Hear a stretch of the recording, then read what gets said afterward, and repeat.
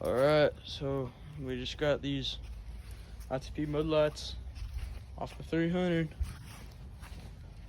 Got the rears.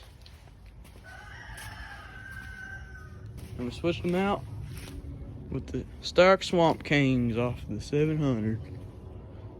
Man, does that thing look beefy. Oh yeah, look at them nubbies.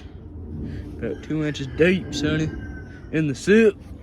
These are the mud lights on the front.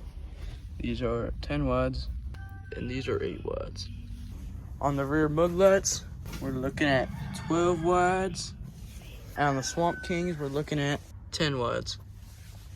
Sits way narrower and more tall. Pretty close to the exhaust, but it don't rub. Needs more tie rods, but after that, she's ready to rip.